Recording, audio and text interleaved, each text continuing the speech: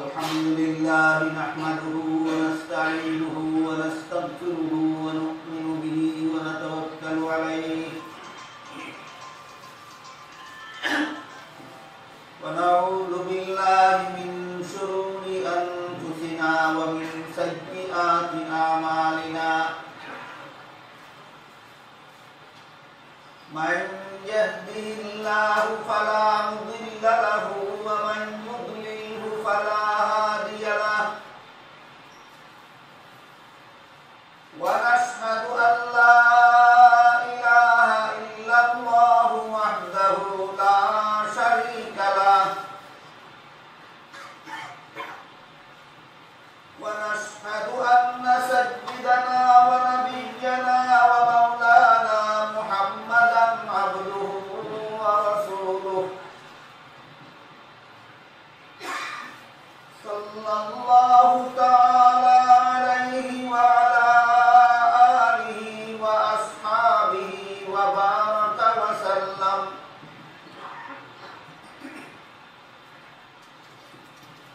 أما بعد فأعوذ بالله من الشيطان الرجيم بسم الله الرحمن الرحيم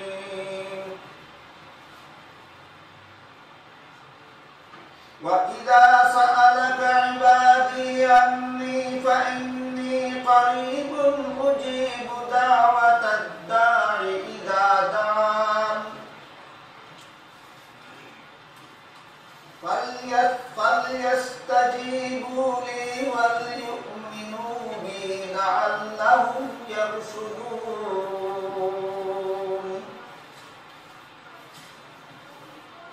بارك الله لنا ولكم في القرآن العظيم ونفعنا وإياكم بالآيات والذكر الحكيم حضرات علماء کرام মুহতারাম নাযিরিন, আমরা সমস্ত মুসলমানেরা জানি এবং বিশ্বাস করি যে ইসলাম ধর্মের ভিত্তি পাঁচটা। পরিষ্কার ভাষায় হাদিস শরীফে রাসূল করিম সাল্লাল্লাহু আলাইহি ওয়াসাল্লাম বলেছেন, দুনিয়াল ইসলাম আলা খামসিন। ইসলাম ধর্মের ভিত্তি, ইসলাম ধর্মের বুনিয়াদ, ইসলাম ধর্মের ফাউন্ডেশন পাঁচটা। প্রথমটা হলো কালেমা স্বীকার করা, দ্বিতীয়টা হলো নামাজ কায়েম করা, তৃতীয়টা হলো রমজান মাসে রোজা রাখা, চতুর্থটা হলো সামর্থ্যবানদের হজ করা, পঞ্চমটা হলো ধনীদের যাকাত দেওয়া।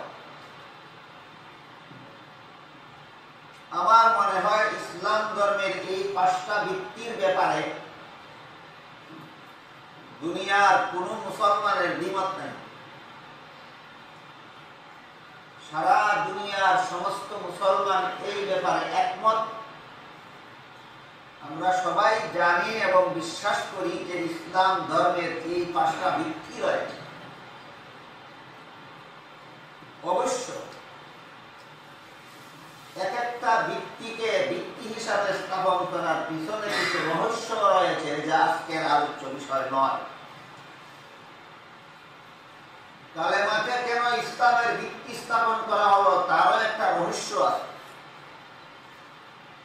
নামাজকে কেন ইসলামের ভিত্তি সাব্যস্ত করা হলো তারও একটা রহস্য আছে। তেমনি ভাবে রোজার বেলায়ও আছে, হজের বেলায়ও আছে, যাকাতের বেলায়ও আছে। এই পাঁচটা ভিত্তির মধ্যে একটা ভিত্তির নাম হলো রমজান মাসে রোজা রাখা। পবিত্র কোরআনের সূরাতুল বাকারার যে আয়াতগুলিতে আল্লাহ পাক রব্বুল আলামিন রমজান মাসে রোজা রাখার বিবরণ দিয়েছেন, রোজা সম্পর্কে বিভিন্ন বর্ণনা দিয়েছেন, সেই আয়াতগুলির ভিতরে সেই আয়াতগুলির ফাঁকে দিয়া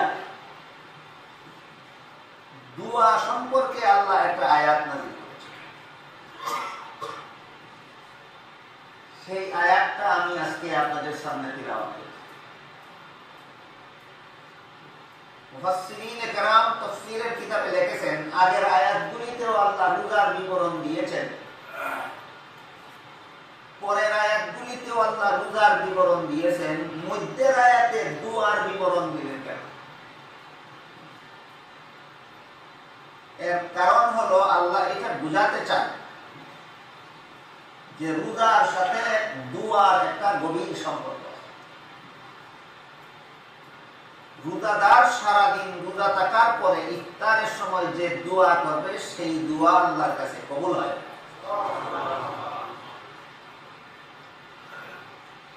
এই কথাটা বোঝাবার জন্য আল্লাহ আগের আয়াতগুলিতেও রোজার আলোচনা করেছেন, পরের আয়াতগুলিতেও রোজার আলোচনা করেছেন, মধ্যের আয়াতে দুয়ার আলোচনা করেছেন। বুঝে থাকলে এবার একটু দয়া করে বলুন তো, দুয়ার আয়াতের সাথে রোজার আয়াতগুলির কোনো সম্পর্ক নেই? হ্যাঁ, সম্পর্ক আছে। রোজার সাথে দুয়ার সম্পর্ক বুঝাবার জন্যই আল্লাহ এমন ভাবে রোজার আয়াতগুলির ফাঁকে দিয়ে দুয়ার আয়াত নাযিল করেছেন। যত সময় দোয়া কবুল হয়, বিভিন্ন হাদিসে আছে বিভিন্ন সময়ে দোয়া কবুল হয়। এর মধ্যে একটা সময় হলো ফরজ নামাজের পরে দোয়া কবুল হয়। বহু হাদিসে আছে ফরজ নামাজের পরে দোয়া কবুল হয়। আমাদের সমাজে বর্তমানে কিছু মুসলমানের আবির্ভাব হয়েছে, এরা বলে ফরজ নামাজের পরে দোয়া করা বিধাত। রাসূল বলেন ফরজ নামাজের পরে দোয়া কবুল হয়, এটা বিধাত। রাসূল কি আমাদের বিধাত শিক্ষা দিলেন? রাসূল বলেন ফরজ নামাজের পরে দোয়া কবুল হয়, এরা বলে ফরজ নামাজের পরে দোয়া করা বিধাত। আপনাদের কথা আমাদের কথা বাদ দিন, রাসূলকে রাখলো কোথায়? রাসূলকে কোথায় রাখলো?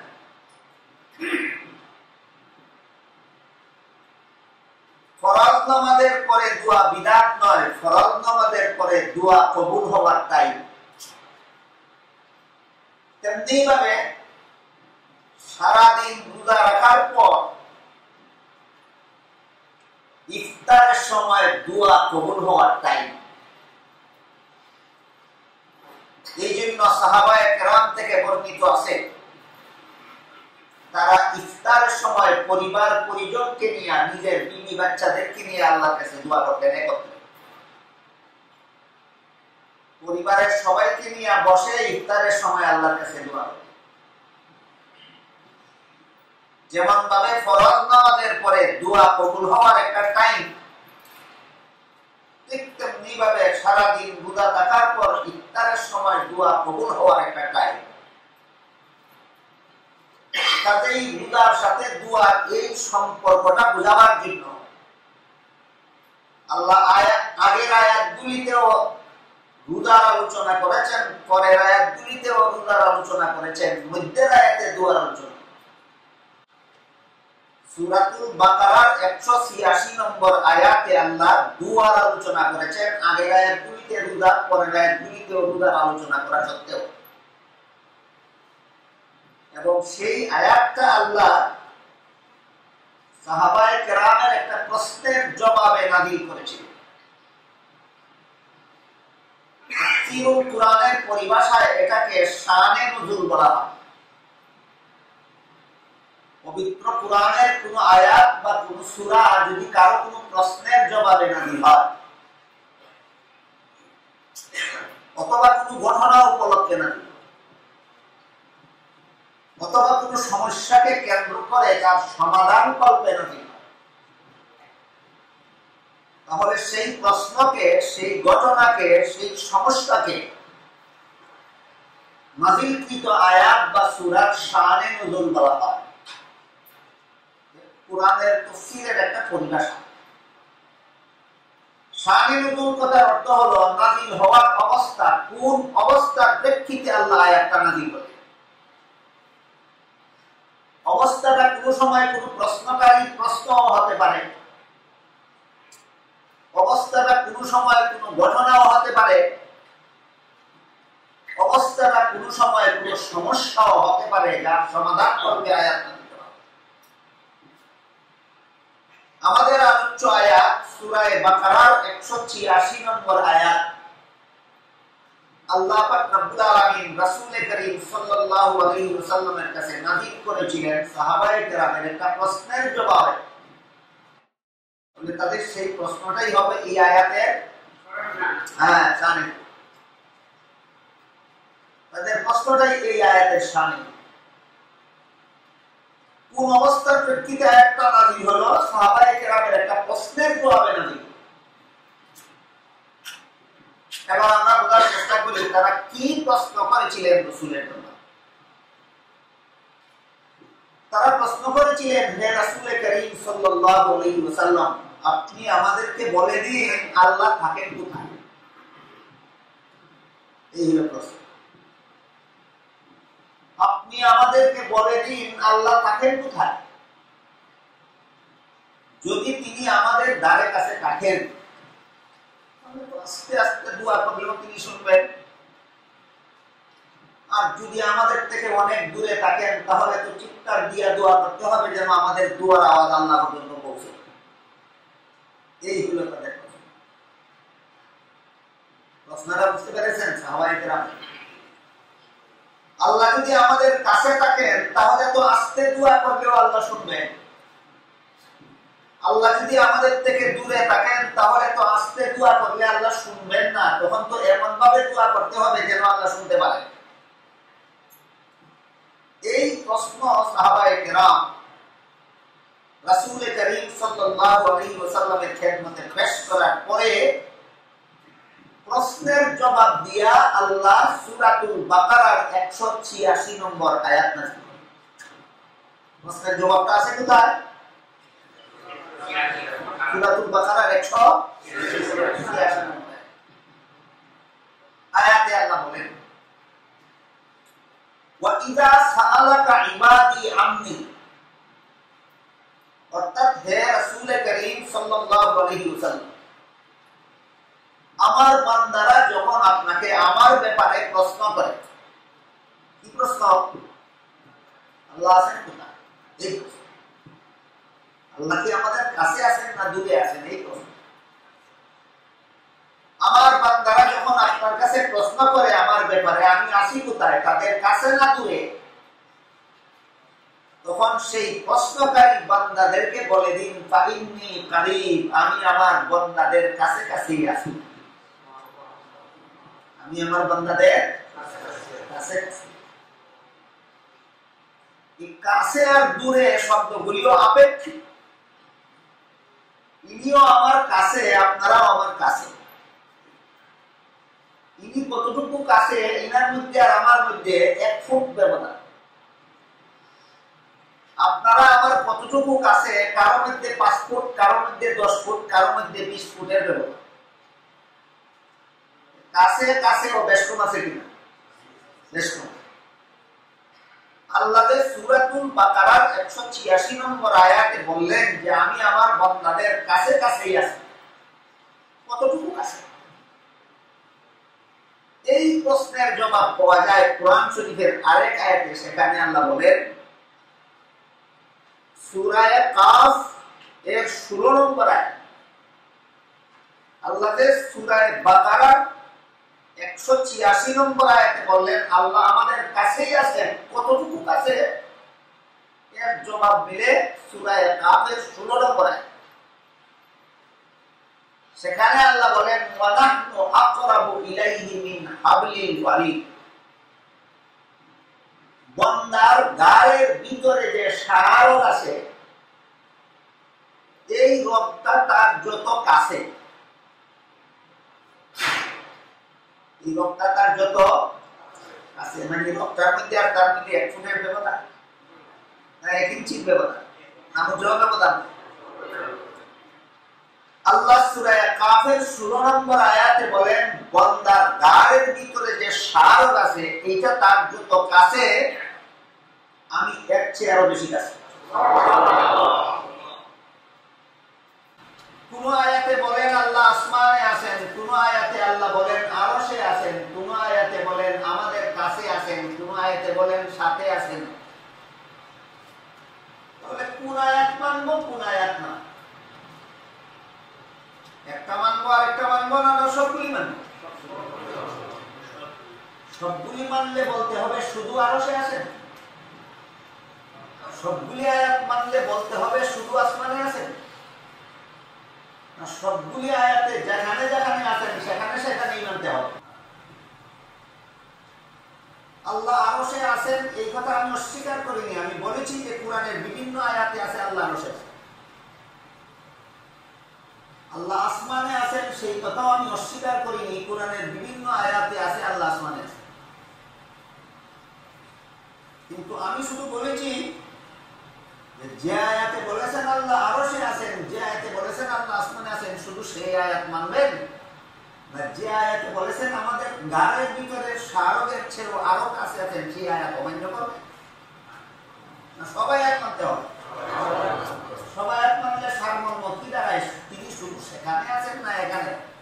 এই যে বক্তব্য দিয়েছে সেই বক্তব্যে শুধু যে আয়াতে বলেছেন আল্লাহ আসমানে আছেন, যে আয়াতে বলেছেন আল্লাহ আরশে আছেন, সেই আয়াত উল্লেখ করলো, উল্লেখ করে বললো আল্লাহর সত্তা সেখানেই আছে। আয়াতে কিন্তু সত্তা বলা হয়নি। যেভাবে আল্লাহর আরশে আল্লাহ আছেন, এখানে আল্লাহর সত্তা আছে বলা হয়নি, গুণ আছে বলা হয়নি, আল্লাহ আছেন বলা হয়েছে। যে আয়াতে আল্লাহ আসমানে আছেন বলা হয়েছে সে আয়াত এই ব্যাখ্যা নাই যে আল্লাহর সত্তা আছে না গুণ আছে বলা হয়নি। তেমনি ভাবে যে আয়াতে আল্লাহ এই দুনিয়ার জমিনে আল্লাহর বান্দাদের সাথে সাথে আছেন বলেছেন, সেখানেও আল্লাহর সত্তা আছে না গুণ আছে বলা হয়। একটা হলো আল্লাহর সত্তা আর একটা হলো আল্লাহর গুণ। আল্লাহ আছেন যেখানে যেখানেই বলা হয়েছে, কথাটা অস্পষ্ট ভাবে বলা হয়েছে যে সত্তা আছে না গুণ আছে। আর কোরআনের যে সমস্ত আয়াতে অস্পষ্ট কথা বলা হয় সেইগুলির সুস্পষ্ট কোন ব্যাখ্যা যদি হাদিসে তাফসীরে পাওয়া যায়, সেই ব্যাখ্যার দ্বারা আয়াতের সুস্পষ্ট অর্থ গ্রহণ করা। যে আয়াতে অস্পষ্ট কথা বলা হয়েছে তার সুস্পষ্ট কোন ব্যাখ্যা আয়াতে তাফসীরে হাদিসে পাওয়া না যায়, সেই আয়াতটাকে অস্পষ্ট ভাবে বিশ্বাস করতে হবে। অস্পষ্ট কথা বলা হয়েছে, অস্পষ্ট ভাবে বিশ্বাস করতে হবে। কাজেই যেসব আয়াতে আল্লাহ বলেছেন আল্লাহ আরশে আছেন, সত্তাগত ভাবে না গুণগত ভাবে এর কোন ব্যাখ্যা দেওয়া হয়নি। যে আয়াতগুলিতে আল্লাহ বলেছেন আল্লাহ আসমানে আছেন, সত্তাগত ভাবে না গুণগত ভাবে তার কোন ব্যাখ্যা আল্লাহ দেননি, রাসূলও দেননি। যেসব আয়াতে আল্লাহ বলেছেন আল্লাহ আমাদের সাথে সাথে আছেন, এই আয়াতগুলিতেও সত্তাগত ভাবে আছেন না গুণগত ভাবে আছেন তার কোন ব্যাখ্যা দেওয়া হয়নি, এবং এর কোন ব্যাখ্যা হাদিসে তাফসীরে পাওয়া যায়। এমত অবস্থায় আমরা কি বিশ্বাস করব? হাদিস শরীফে উল্লেখ আছে, রাসূল করিম সাল্লাল্লাহু আলাইহি ওয়াসাল্লাম বলেন, হে আল্লাহ তুমি তোমার বিবরণ যেভাবে দিয়েছো আমরা সেইভাবেই মেনে নিই। আল্লাহ যেভাবে বলেছেন সেইভাবে আমরা মেনে নিই। এই জন্য জনসাধারণ মুসলমান যারা নিয়মিতভাবে কুরআন হাদিস লেখাপড়া করেন না, এরা কি নিজেরা কুরআন থেকে এই কথাগুলি নিজে নিজে বুঝে নেওয়া সম্ভব? এদের পক্ষে কি হাদিস থেকে কথাগুলি নিজে নিজে বুঝে নেওয়া সম্ভব? সম্ভব না। তাই জনসাধারণ মুসলমান কি কোন পথে যাবে, কি ভাববে, কি মনে করবে, কি বিশ্বাস? জনসাধারণের সুবিধার্থে এই কথাগুলি ইমানে মুজমাল এবং ইমানে মুফাসসালের ভিতরে ঢুকাইয়া দেওয়া হয়েছে। আপনারা শুধু ইমানে মুজমাল পড়বেন আর অর্থ বুঝবেন আর বিশ্বাস করবেন, যথেষ্ট, আপনারা খালাস। আপনারা শুধু ইমানে মুজমাল বিশ্বাস করবেন। ইমানে মুজমাল কি? আমানতু বিল্লাহ, আল্লাহকে বিশ্বাস করলাম। কেমন? কামা হুয়া, আল্লাহ যেমন। আল্লাহকে বিশ্বাস করেন আপনারা? এবার বলুন তো কেমন? এই কেমনের জবাব আমার কাছে নাই। এই কেমনের জবাব আল্লাহর কাছে আছে। আল্লাহ যেমন আমি তেমনই বিশ্বাস করলাম। আর কোন সত্তাগত আর গুণগত ব্যাখ্যার কোন দরকার আছে?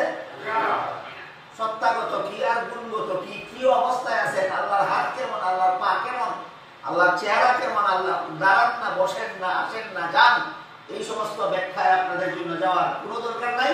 এইগুলি আমরা জানি না, এইগুলি আমরা বুঝি না। আমরা আল্লাহ বিশ্বাস করলাম কেমন, আল্লাহ আছেন যেমন। এর চেয়ে সহজ কোন ব্যবস্থা ইমানের জনসাধারণের জন্য নেই। আমানতু বিল্লাহি কামা হুয়া বিআসমাইহি ওয়া সিফাতিহি, আমি আল্লাহকে বিশ্বাস করলাম কেমন অবস্থায়, আল্লাহ আছেন যেমন অবস্থায়। আল্লাহর নামগুলি সহ আল্লাহর সমস্ত নামকেও আমি বিশ্বাস করলাম। সবগুলি নাম আপনারা জানেন? জানেন? আল্লাহর কি কি নাম বিশ্বাস করলেন? যত নাম আছে সব নাম। এক কথায় শেষ। আপনাদের জন্য সহজ করে দাও। আল্লাহর ৯৯টা নাম জানিয়া শুনিয়া মুখস্থ করিয়া ঈমান আনা সকল মানুষের পক্ষে সম্ভব নয়। আপনারা সবাই ৯৯ নাম মুখস্থ জানেন? তাহলে আল্লাহর নামগুলি কিভাবে বিশ্বাস করবেন? কতটা নাম বলে আল্লাহর যতটা নাম আছে সবগুলি নাম বিশ্বাস করবেন।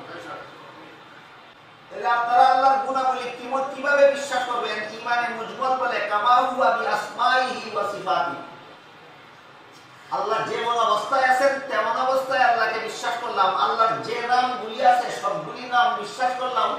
আল্লাহর যত গুণ আছে সমস্ত গুণ বিশ্বাস করলাম। যে কঠিন কথাগুলি আপনারা বুঝবেন না, এমন কঠিন কথাগুলি তাও কুরআন হাদিসের দলিলের নামে কুরআন হাদিসের অপব্যাখ্যা করে ইন্টারনেটে ছেড়ে দিয়েছে। তার বক্তব্যটা ইন্টারনেটে যারা দেখে তারা এই সহজ সরল মুসলমানের সহজ সরল ঈমান থেকে তারা বিচ্যুত হয়ে যায়, বিব্রত হয়ে যায়, বিভ্রান্তিতে পড়ে। সে এইভাবে মুসলমানের মধ্যে কুন্দল সৃষ্টি করার জন্য, ফাটল সৃষ্টি করার জন্য, মুসলমানের সমাজকে টুকরা টুকরা করার জন্য বিভিন্ন ইখতিলাফি মাসালা বর্ণনা করতেছে এবং মন গড়া ভুল ব্যাখ্যা মতো বর্ণনা করতেছে।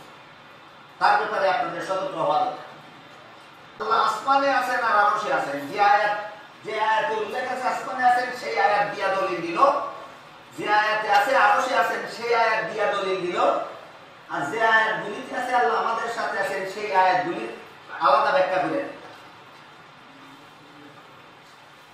আল্লাহ আমাদের সাথে আছেন এই কথা বিশ্বাস করাকে কুফরি আকীদা বলেছেন। তাই আল্লাহ কি আমাদের কুফরি শিক্ষা দিলেন? আল্লাহ পাক রব্বুল আলামিন পবিত্র কোরআনের কতগুলি আয়াতে বলেছেন আল্লাহ আমাদের সাথে আছেন। সেই আয়াতগুলি আমি একটা একটা করে সূরার নাম, আয়াত নম্বর সহ আপনাদেরকে ইনশাআল্লাহ বলে দেব। এর আগে আপনাদেরকে এই ব্যাপারে আরেকটা আয়াতের দিকে দৃষ্টি আকর্ষণ করতে চাই, যেখানে আল্লাহ বলেন আফাতুমিনুনা বিবাদিল কিতাবি ওয়া তাকফুরুনা বিবাদ ফামা জাযাউ মান ইয়াফআলু যালিকা মিনকুম ইল্লা খিজিয়ুন ফিল হায়াতিদ দুনিয়া ইয়াউমাল কিয়ামাতি ইউরাদ্দুনা ইলা আশাদ্দিল আযাব ওয়া মাল্লাহু বিগাফিলিন আম্মা তা'মালুন। আল্লাহ পাক রব্বুল আলামিন বলেন, তোমরা কি আল্লাহর কিতাবের এক অংশ মানবে আর এক অংশ মানবে না? যে আয়াতে আছে আল্লাহ আসমানে আছেন সেই আয়াত মানবে, যে আয়াতে আছে আল্লাহ আরশে আছেন সেই আয়াত মানবে, যে আয়াতে আছে না সমস্ত বান্দাদের সাথে সাথে আছেন ওই আয়াত মানবে না। আল্লাহ বলেন, তোমরা কি আল্লাহর কিতাবের এক অংশ মানবে এক অংশ মানবে না?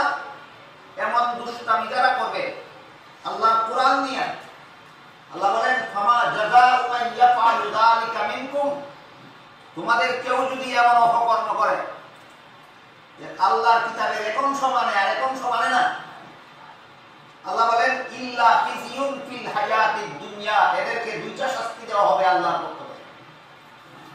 একটা শাস্তি হলো এরা দুনিয়ার জীবনে লাঞ্ছিত এবং বঞ্চিত হবে,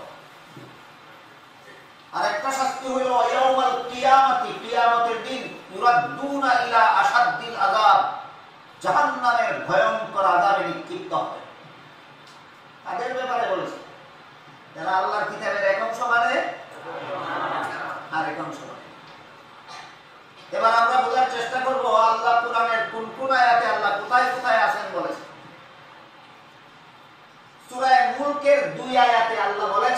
আল্লাহ আসমানে আছেন, কিন্তু কত নম্বর আসমানে এর কোনো বিবরণ নেই। কোরআনের বিভিন্ন আয়াতে আল্লাহ বলেছেন আসমান সর্বমোট 7টা। যে সমস্ত আয়াতে আল্লাহ বলেছেন আল্লাহ আসমানে আছেন, একটি আয়াতে উল্লেখ নাই কত নম্বর আসমানে আছেন। আল্লাহ কি প্রথম আসমানে আছেন, না দ্বিতীয় আসমানে আছেন, না তৃতীয় আসমানে আছেন, না চতুর্থ আসমানে আছেন, না পঞ্চম আসমানে আছেন, না ষষ্ঠ আসমানে আছেন, না সপ্তম আসমানে আছেন? উল্লেখ নাই কোন আয়াতেও, উল্লেখ নাই কোন হাদিসেও।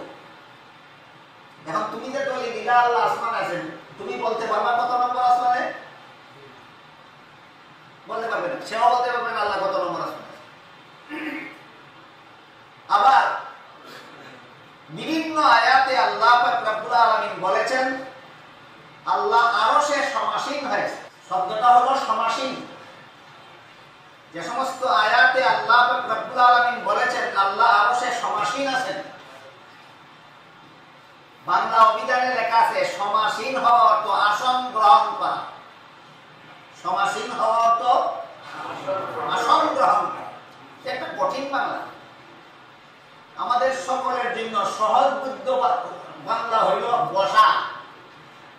আমি যেই আসনে বসলাম এই আসনটা আমি গ্রহণ করলাম। বলুন, আসন গ্রহণ করলাম অর্থ কি? বসলাম।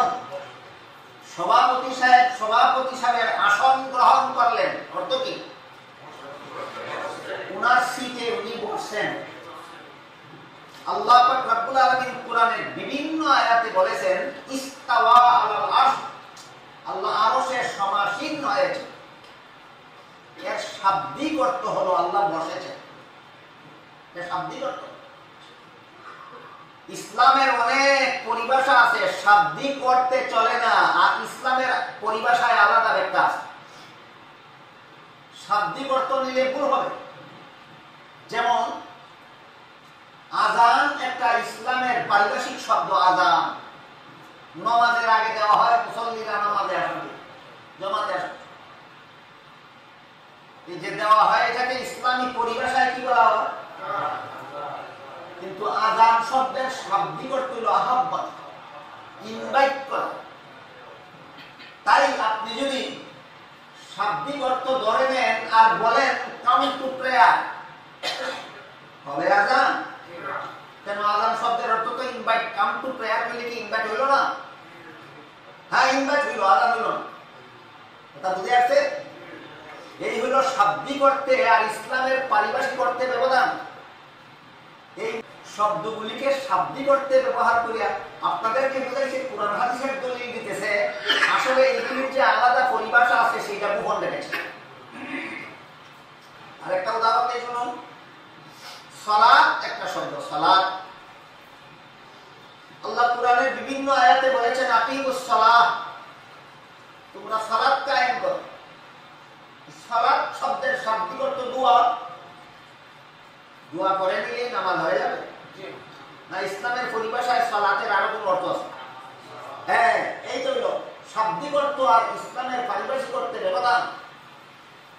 সালাত শব্দের শাব্দিক অর্থ, ডিকশনারিতে সালাত অর্থ লেখা দোয়া। আল্লাহ বলেন আকিমুস সালাহ, তোমরা দোয়া কায়েম করো। সবাই মিলে দোয়া করে চলে গেলে হবে না? তাহলে ইসলামের পরিভাষায় এখানে সালাত দোয়া অর্থে ব্যবহৃত নয়, নামাজ অর্থে ব্যবহৃত। করছে কি? এই আল্লাহ আসমানে আছেন, আল্লাহ আরশে আছেন মর্মে যে আয়াতগুলি, এই আয়াতগুলির শাব্দিক অর্থ বলে দিয়ে আপনাদেরকে বিভ্রান্ত করেছে। আর এইগুলির যে ব্যাখ্যা আছে আলাদা অর্থ, সেই অর্থগুলি আপনাদের কাছে গোপন রেখেছে। এই জন্য তার অপব্যাখ্যাগুলি আপনাদের সামনে তুলে ধরার আগে আমি প্রথমে আপনাদের সামনে কোরআন শরীফ থেকে এমন কতগুলি আয়াত তুলে ধরতে চাই যে আয়াতগুলিতে আল্লাহ বলেছেন আল্লাহ আমাদের সাথে সাথে আছে। যেমন দেখুন, কোরআন শরীফের সূরা বাকারার 153 নম্বর আয়াতে আল্লাহ বলেন ইন্নাল্লাহা মা'আস সাবিরিন, আল্লাহ ধৈর্য ধারণকারীদের সাথে আছে। এই আয়াতে আল্লাহ কার সাথে আছেন বলেছেন? ধৈর্য ধারণকারীদের সাথে আছে। কোরআন শরীফের সূরাতুল বাকারার 194 নম্বর আয়াতে আল্লাহ বলেন ইন্নাল্লাহা মাআল মুত্তাকিন, নিশ্চয়ই আল্লাহ পাক রব্বুল আলামিন মুত্তাকিন পরহেজগার খুদাভীরুদের সাথে আছেন। ওই আয়াতে বলেছেন ধৈর্য ধারণকারীদের সাথে আছেন, এই আয়াতে বলেছেন মুত্তাকিনদের সাথে আছেন। এই সূরাতুল বাকারার 249 নম্বর আয়াতে আল্লাহ আবার বলেন ওয়াল্লাহু মা'আস সাবিরিন, আল্লাহ পাক রব্বুল আলামিন ধৈর্য ধারণকারীদের সাথে আছেন। সূরা আনফাল এর 19 নম্বর আয়াতে বলেন ওয়া আন্নাল্লাহা মা'আল মুমিনিন, আল্লাহ সমস্ত মুমিনদের সাথে আছেন। এই আয়াতে আল্লাহ কোথায় আছেন বললেন? সমস্ত মুমিনদের সাথে আছেন। একই সূরা আনফালের 46 নম্বর আয়াতে আল্লাহ বলেন ইন্নাল্লাহা মা'আস সাবিরিন, নিশ্চয়ই আল্লাহ পাক রব্বুল আলামিন ধৈর্য ধারণকারীদের সাথে আছেন। একই সূরা আনফালের 66 নম্বর আয়াতে আল্লাহ আবার বলেন ওয়াল্লাহু মা'আস সাবিরিন, এবং আল্লাহ ধৈর্য ধারণকারীদের সাথে আছেন। সূরা তাওবা এর 36 নম্বর আয়াতে আল্লাহ বলেন ইন্নাল্লাহা মা'আল মুত্তাকিন, আবার বলেছেন আল্লাহ মুত্তাকিনদের সাথে আছেন। এই ইন্নাল্লাহা মা'আল মুত্তাকিন কথাটা আল্লাহ আবার সূরা তাওবার 123 নম্বর আয়াতে বলেছেন। তারপর সূরা নাহলের 128 নম্বর আয়াতে আল্লাহ পাক রব্বুল আলামিন বলেন ইন্নাল্লাহা মা'আল্লাযীনা তাকাউ, মুত্তাকি পরহেজগারদের সাথে আল্লাহ আছেন। ওয়াল্লাযীনা হুম মুহসিনুন, আর যারা নির্বেজাল ইবাদত করে, আল্লাহর খাঁটি ইবাদত, পিওর ইবাদত করে যারা আল্লাহর, আল্লাহ তাদের সাথে আছেন। সূরা মুহাম্মাদের 35 নম্বর আয়াতে আল্লাহ বলেন ওয়াল্লাহু মাআকুম, আল্লাহ তোমাদের সকলের সাথে আছেন। আল্লাহ তোমাদের সকলের সাথে আছেন। আজকের যে আলোচ্য আয়াত সূরা বাকারার 186 নম্বর আয়াতে আল্লাহ বলেন ওয়া ইযা সাআলাকা ইবাদি আন্নী ফাইন্নী করিবুন উজিবু দাওয়াতাদ দাঈ ইযা দাআনি ফালইস্তাজিবুলি ওয়াল ইউমিনু বি লাআল্লাহুম ইয়ারশুদুন। হে রাসূল করিম সাল্লাল্লাহু আলাইহি ওয়াসাল্লাম, আমার বান্দারা আপনাকে জিজ্ঞাসা করে আমি আছি কোথায়, তাদের প্রশ্নের জবাবে বলে দিন আমি তাদের সাথে সাথে আছি। সূরাতুল বাকারার 186 নম্বর আয়াতে আল্লাহ বলেন আল্লাহ তার বান্দাদের সাথে সাথে আছে। ফালইস্তাজিবুলি, তাদের আমাকে যেন ডাকে, আমাকে যেন আমার কাছে যেন দোয়া করে।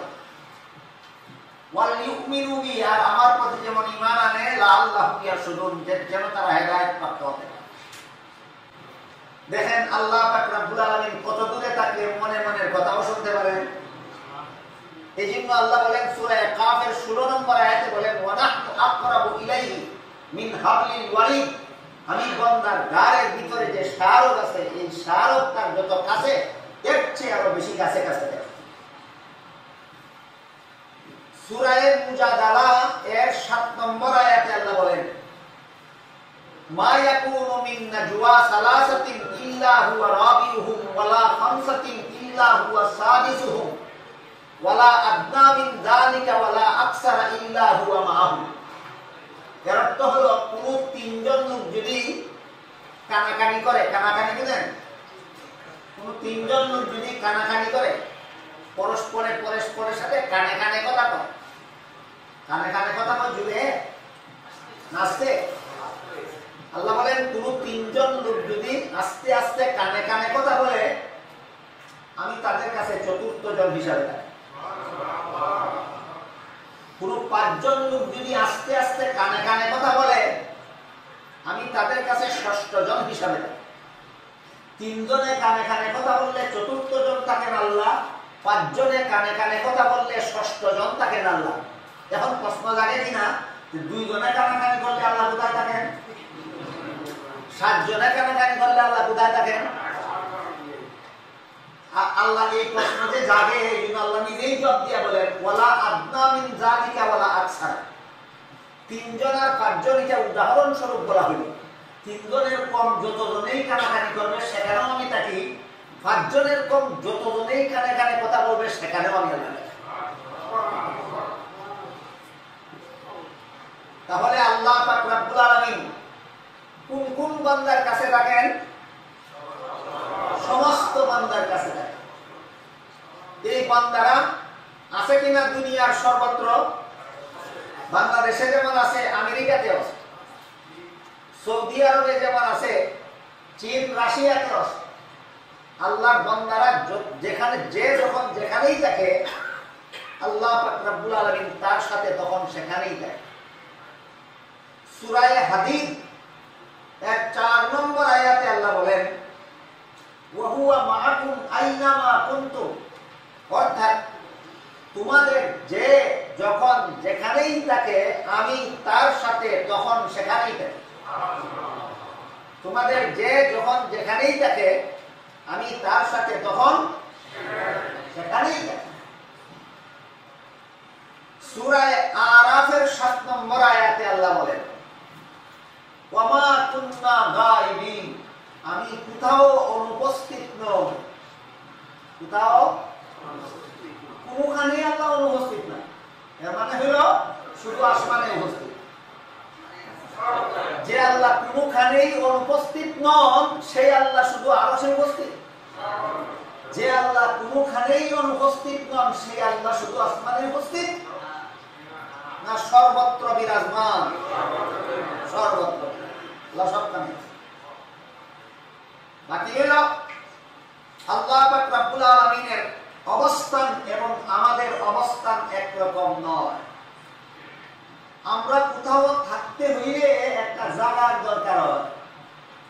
বলেন আপনি যখন বাসায় থাকেন তখন একটা জায়গা দখল করে থাকেন, আপনি যখন দোকানে থাকেন তবুও একটা সুনির্দিষ্ট জায়গা দখল করে থাকেন, আপনি যখন অফিসে থাকেন তখনও একটা সুনির্দিষ্ট জায়গা দখল করে থাকেন, আপনি যখন মসজিদে থাকেন তখনও একটা সুনির্দিষ্ট জায়গা দখল করে থাকেন। আপনারা বলুন, নিজেদের ইমানকে জিজ্ঞেস করে বলবেন অতীতে এমন এক সময় ছিল কিনা যখন আল্লাহ ছাড়া জগতে কোনো জায়গা বলতে কিছু ছিল না। আমেরিকা ছিল না, লন্ডন ছিল না, বাংলাদেশ ছিল না, ইন্ডিয়া ছিল না, পৃথিবী ছিল না, বিশ্ব ছিল না, ভূমণ্ডল নভমণ্ডল কিছুই ছিল না। আসমান জমিন চন্দ্র সূর্য গ্রহ নক্ষত্র মানব দানব জিন ফিরিস্তা নদী নালা পাহাড় পর্বত কিছুই ছিল না, শুধু আল্লাহ ছিলেন। এমন একটা অবস্থা ছিল কিনা? কোন জায়গা ছিল না তো, শুধু আল্লাহ ছিলেন। কোন জায়গা ছিল না, না ছিল জমিন, না ছিল আসমান, না ছিল আরশ, না ছিল কুরসি, না ছিল লৌহ, না ছিল কলম, তখন আল্লাহ ছিলেন। তাহলে পরিষ্কার হয়ে গেল আল্লাহ থাকার জন্য কোনো জায়গার দরকার হয় না। আল্লাহ থাকার জন্য যদি কোনো জায়গার দরকার হইতো তাহলে যখন কোনো জায়গা ছিল না তখন আল্লাহ থাকতেন না। এগুলি কঠিন কথা নয়, এগুলি অত্যন্ত সহজ কথা, আপনারা সকলে বোঝার মতো কথা। আল্লাহ থাকার জন্য যদি কোনো জায়গার দরকার হইতো তাহলে যখন কোনো জায়গা ছিল না তখন আল্লাহ থাকতে পারতেন না। যখন কোনো জায়গা ছিল না তখনও আল্লাহ ছিলেন। কেন? যেহেতু আল্লাহ থাকার জন্য কোনো জায়গার দরকার হয় না। সুতরাং আমাদের থাকার জন্য জায়গার দরকার হয়। থাকার জন্য মরে গেলে লাশটা নিয়ে কোথায় রাখা হয়? ওই একটা জায়গার দরকার হয়, জায়গার দরকার হয়। কবর থেকে জিন্দা হয়ে মানুষগুলি দাঁড়াবে কোথায়? হাসরের মাঠে, একটা জায়গার দরকার। হাসরের মাঠ থেকে বিদায় হয়ে জান্নাতে যাবে, সেখানে একটা জায়গা আছে তার জন্য। আর না হয় হাসরের মাঠ থেকে বিদায় হয়ে জাহান্নামে চলে যাবে, সেখানে একটা জায়গা আছে তার জন্য। মখলুক বান্দা সৃষ্ট বস্তু ব্যক্তি সবকিছু থাকার জন্য সুনির্দিষ্ট কোনো জায়গার দরকার হয়। আল্লাহ পাক রব্বুল আলামিন থাকার জন্য কোনো জায়গার দরকার হয় না। এই কথাটা পরিষ্কার বুঝলেন কিনা? আল্লাহ থাকার জন্য কোনো জায়গার দরকার হয় না। যদি আল্লাহ থাকার জন্য কোনো জায়গার দরকার হইতো, যখন কোনো জায়গা ছিল না তখন আল্লাহ থাকতে পারতেন না। কথাটা পরিষ্কার বুঝলেন কিনা দেখুন। সুতরাং এইগুলি সৃষ্টি করার পর, মুত্তাকিনদেরকে সৃষ্টি করার পর, সালেহিনদেরকে সৃষ্টি করার পর, সাবিরিনদেরকে সৃষ্টি করার পর, এদের সাথে সাথে আছেন যে আল্লাহ বলেন গায়ের ভিতরে শারক সৃষ্টি করার পর এর চেয়েও কাছে আছেন যে আল্লাহ বলেন, আল্লাহ যে বলেন 3 জন কানাকানি করলে সেখানেও আমি আছি, 5 জন কানাকানি করলে সেখানেও আমি আছি, এর চেয়ে কম লোকে কানাকানি করলে সেখানেও আমি আছি, এর চেয়ে বেশি লোকে কানাকানি করলে সেখানেও আমি আছি, আমি আল্লাহ আসমানেও আছি, আমি আল্লাহ আরশেও আছি। এই টাকাটা কি আমাদের টাকার মতো যে জায়গাটা না থাকলে আল্লাহ থাকতে পারবেন না? আমাদের টাকার মতো নয়। আল্লাহ থাকা আমাদের থাকার মতো নয়। এই ব্যাপারে আল্লাহ পাক রব্বুল আলামিন একটা মূল নীতি সম্বলিত এক আয়াত নাযিল করে বলেন, লাইসা কামিসলিহি শাইউন। আল্লাহর মতো কেউ হতে পারে। আল্লাহর মতো কোনো বান্দা নয়, আল্লাহ কোনো বান্দার মতো নয়। বান্দা যেভাবে থাকে আল্লাহ সেভাবে থাকেন না, বান্দা যেভাবে অবস্থান করে আল্লাহ সেভাবে অবস্থান করেন না। তাহলে আল্লাহ থাকেন কিভাবে? এই কিভাবে প্রশ্নের জবাব আল্লাহ কোরআনের কোন আয়াতে দেননি। আল্লাহ কিভাবে আরশে থাকেন, কিভাবে আসমানে থাকেন, কিভাবে আমাদের সাথে জমিনে থাকেন, তার অবস্থার কোন বিবরণ আল্লাহ কোরআনের কোন আয়াতে দেননি, রাসূল তার কোন হাদিসে দেননি। আর ইসলামী আকীদা বিশ্বাস হলো এইরকম যে যে বিষয়ের বিবরণ আমরা কোরআন হাদিসে পাবো সেই বিষয়ে বিশ্বাস করব, যে বিষয়ের বিবরণ পাবো না সেই ব্যাপারে প্রশ্ন করা নিষেধ। কেউ প্রশ্ন করলেও বলবো যে এই প্রশ্নের কোনো জবাব তোমরা পাবে না। এমন কেন আল্লাহ করলেন? তার কারণ হলো আল্লাহ কিভাবে আছেন এইটা বোঝার মতো যোগ্যতা দুনিয়ার মানুষের মধ্যে নাই। আল্লাহ কিভাবে আছেন সেটা বোঝার যোগ্যতা নাই। এখানে যেভাবে আছেন সেইভাবে বিশ্বাস করলাম। আমানতু বিল্লাহি কামা হুয়া। মনে আছে এই কথা? আল্লাহকে কিভাবে বিশ্বাস করলাম? যেভাবে আছেন সেইভাবে বিশ্বাস করলাম। জায়গা থাকার আগে আল্লাহ কিভাবে ছিলেন, জায়গা থাকার হওয়ার পরে আল্লাহ কিভাবে আছেন, এই কিভাবে এর বিবরণ যেহেতু কোরআন হাদিসে নাই, এর বিবরণ কেউ জানে না, আল্লাহ কাউকে জানাইছেন না, দুনিয়ার জীবনে জানার যোগ্যতাও নাই, এই জন্য জানাইছেন না, জানার দরকারও নাই।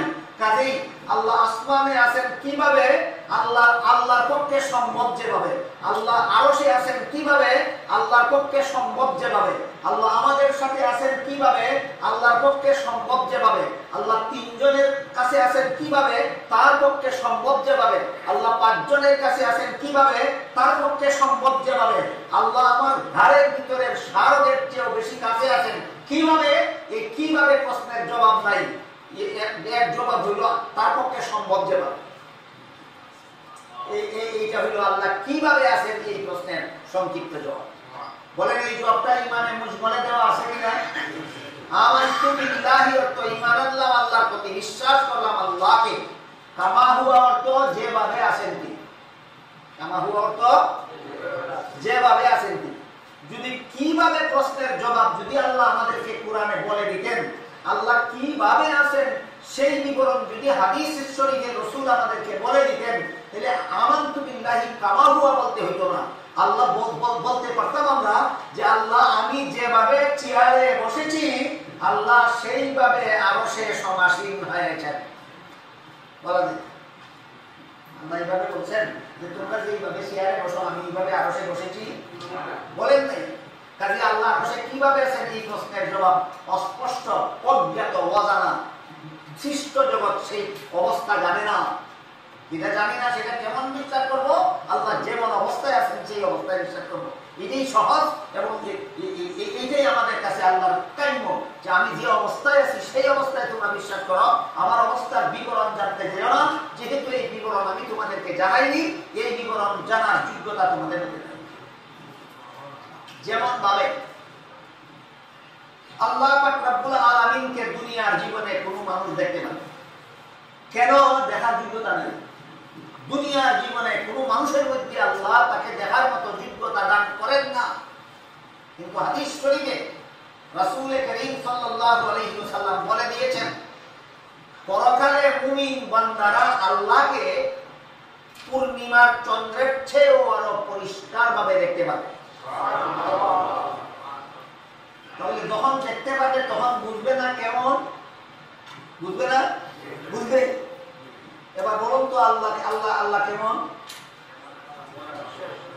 যেহেতু দুনিয়ার জীবনে আল্লাহকে দেখার কোনো উপায় নাই, এই জন্য আল্লাহ কেমন এই প্রশ্নের জবাব কোনো বান্দার জানা নাই।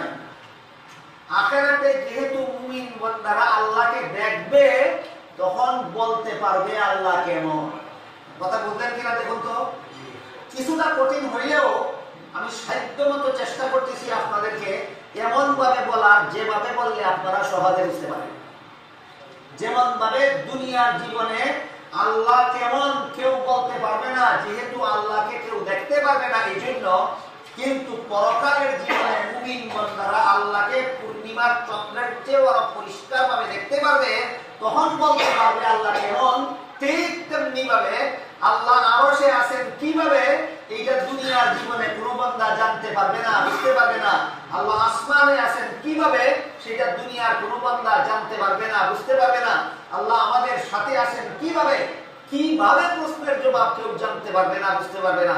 যখন আল্লাহকে দেখতে পারবে তখন বুঝবে আল্লাহ আসমানে আছেন কিভাবে, তখন বুঝবে আল্লাহ আরশে আছেন কিভাবে, তখন বুঝবে আল্লাহ আমাদের সাথে আছেন কিভাবে। কাজে কিভাবে প্রশ্ন করাও নিষেধ, এই প্রশ্নের জবাবও নাই। কিভাবে প্রশ্ন করাও নিষেধ, এই প্রশ্নের জবাবও নাই। তাহলে আমরা কেমন বিশ্বাস করব? যেমন অবস্থায় আছেন। আমানতু বিল্লাহি। এই কথাগুলি বুঝলে এখানে মন গড়া ব্যাখ্যাটা বোঝা আপনাদের পক্ষে সহজ হয়। যে আয়াতে আল্লাহ বলেছেন আল্লাহ আসমানে আছেন, সেই আয়াতে আল্লাহ সত্তাগতভাবে আছেন। আল্লাহর সত্তা আসমানে, অন্যখানে নেই। যে আয়াতে আল্লাহ বলেছেন আল্লাহ আরশে আছেন, সেই আয়াতে বলে আল্লাহ সত্তাগতভাবে আল্লাহর আরশে আছেন। সত্তাগতভাবে আরশে থাকলে কারো সত্তা যদি কোনো আসন গ্রহণ করে, কারো সত্তা যদি কোথাও বসে, তাহলে যেই জায়গাতে বসলো এই জায়গায় সীমিত হইল কিনা? সভাপতি সাহেব এই চেয়ারে বসেছেন, ওই কর্নারের চেয়ারে তিনি আছেন নাই। আল্লাহ আরশে সমাসীন হয়েছেন, মানে আরশে বসেছেন। তাহলে আরশে বসেছেন মানে আসমানে নাই। আরশে বসেছেন মানে আসমানে নাই। কোন একটা সুনির্দিষ্ট জায়গায় যিনি বসেন, তিনি অন্য জায়গায়ও থাকেন না। কথা বললেন কিনা? আমি আগেই বলেছি আল্লাহ যে আসমানে আছেন বলেছেন, কোন আয়াতে আল্লাহ বলেননি আল্লাহ কত নম্বর আসমানে আছেন। কোন হাদিসে রাসূল বলেননি যে আল্লাহ কত নম্বর আসমানে আছেন। সুতরাং আল্লাহ আসমানে আছেন কথাটাও সুস্পষ্ট না অস্পষ্ট? অস্পষ্ট। তাহলে আমরা কত নম্বর আয়াতে আসমানে আছেন বিশ্বাস করব? আমরা বিশ্বাস করব আল্লাহ সর্বত্রই আছেন। আল্লাহ কোথায় আছেন? সর্বত্রই আছেন। কোরআনের এক আয়াতে আল্লাহ বলেছেন, কোরআনের কয়েক আয়াতে আল্লাহ বলেছেন আল্লাহ আসমানে আছেন, আর কয়েক আয়াতে বলেছেন আল্লাহ আরশে আছেন। আর এখান পর্যন্ত আমি আপনাকে 15টা আয়াত উল্লেখ করে বললাম, এই আয়াতগুলিতে আল্লাহ বলেছেন আল্লাহ দুনিয়াতে আমাদের সাথে আছেন। মতিউর রহমান বলে যে আল্লাহ আরশে আছেন যে আয়াতে বলেছেন, সেই আয়াতের ব্যাখ্যা হলো সত্তাগতভাবে আরশে আছেন। আল্লাহ আসমানে আছেন যে আয়াতে বলেছেন, সেই আয়াতের ব্যাখ্যা হলো সত্তাগতভাবে আছেন। আর আমাদের সাথে আছেন যে আয়াতগুলিতে বলেছেন, এই আয়াতগুলির ব্যাখ্যা হলো গুণগতভাবে আছেন। এই সত্তাগত আর গুণগত এই দুইটা শব্দ মতিউর রহমানের মন করা অপব্যাখ্যা। সত্তাগত আর গুণগত না কোরআনের আয়াতে আছে, না রাসূলের হাদিসে আছে। আসমানে আর আরশে থাকার বেলায় যে বলল সত্তাগতভাবে আছেন, এটা তার মন গড়া অপব্যাখ্যা। আর দুনিয়াতে আমাদের সাথে বলার বেলায় যে বলল গুণগতভাবে আছেন, এটা কোরআনের কথা নয়, হাদিসের কথা নয়, এটা তার মন গড়া অপব্যাখ্যা। কথা বুঝলেন কিনা? এবার বলুন আল্লাহ ইস্তাওয়া আলাল আরশ, আল্লাহ যে সূরা তাহারা এতে বলেছেন ইস্তাওয়া আলাল আরশ, সমাসীন হয়েছেন। বাংলা অভিধানে রেখে সমাসীন হওয়ার অর্থ হইল আসন গ্রহণ করা। আর আসন গ্রহণ করা এই কঠিন বাংলাটার সহজ অর্থ হইল কোন সিটে বসা। তাহলে আরশ আল্লাহর সিট, আল্লাহ সেখানে বসেছেন। তাহলে প্রশ্ন আসে কিনা যে আরশে বসার আগে কি আল্লাহ দাঁড়ানো ছিলেন? তুমি যে বললা যে আল্লাহ আরশে বসেছেন, তুমি বলো বসার আগে আল্লাহ কি অবস্থায় ছিলেন? দাঁড়িয়ে ছিলেন। কোথায় দাঁড়িয়ে ছিলেন? তোমার দাঁড়ায় নাকি?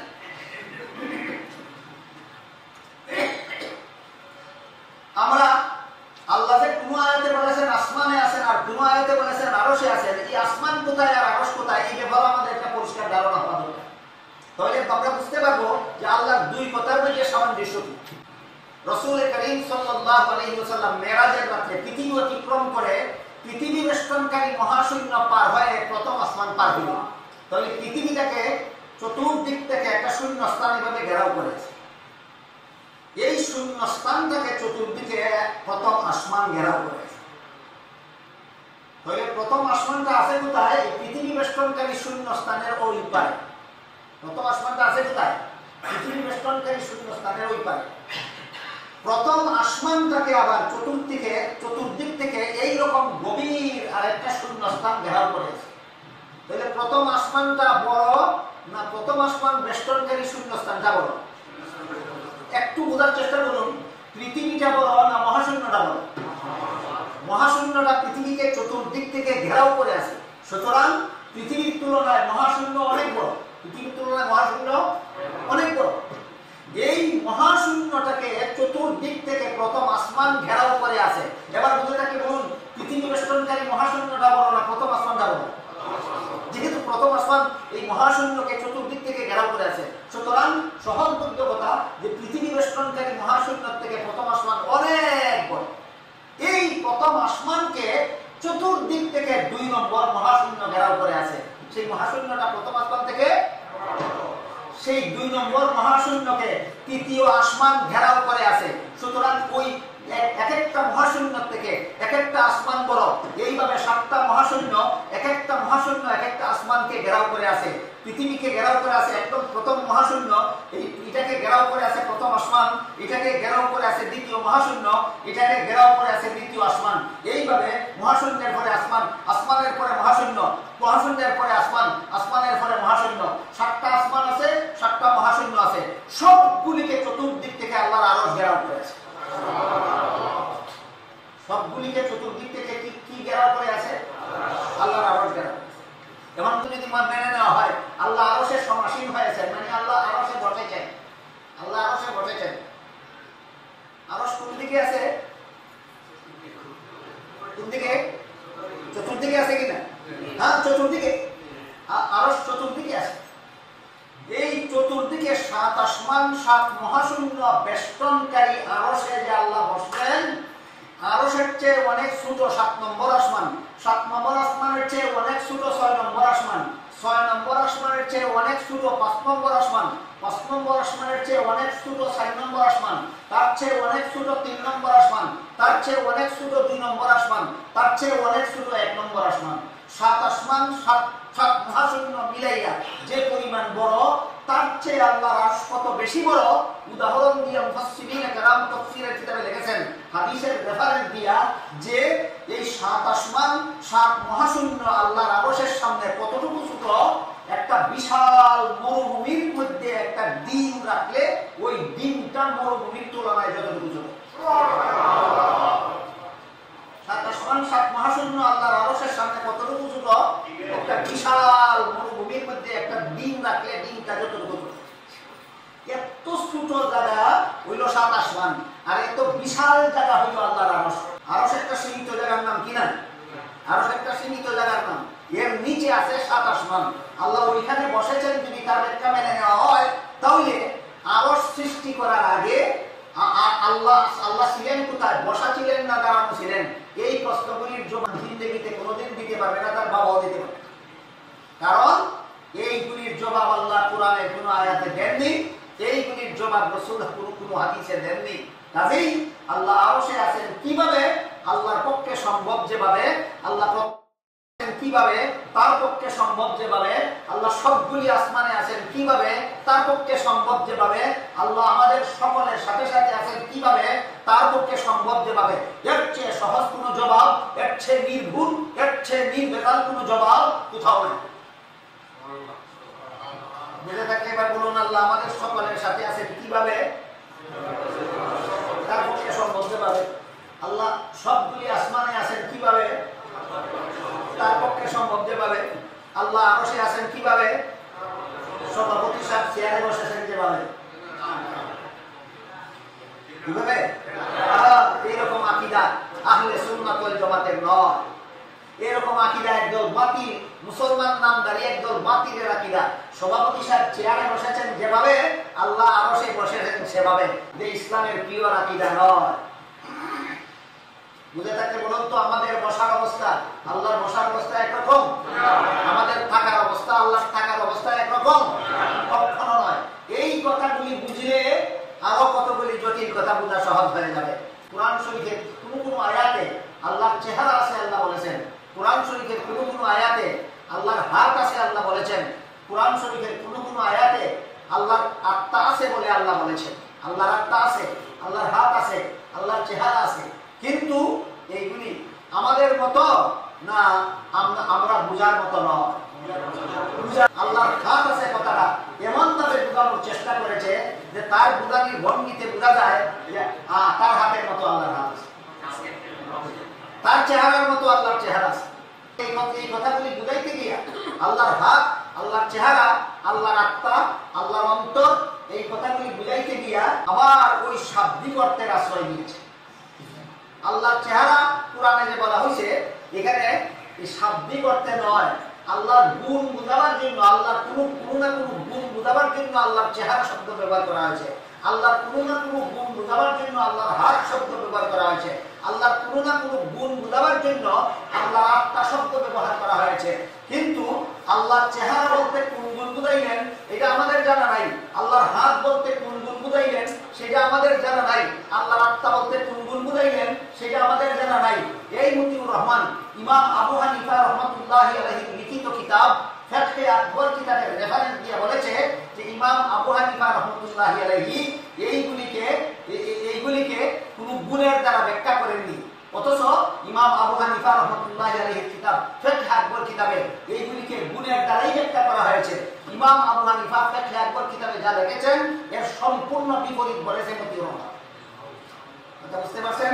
এর সম্পূর্ণ বিপরীত বলেছে। আমার কথা বুঝে থাকলে বলুন আল্লাহর চেহারা বলতে আমাদের চেহারার মতো না, যেমন চেহারা তার পক্ষে সম্ভব। আল্লাহর হাত বলতে আমাদের হাতের মতো, যেমন হাত তার পক্ষে সম্ভব। আল্লাহর আত্মা বলতে আমাদের আত্মার মতো না, যেমন আত্মা তার পক্ষে সম্ভব।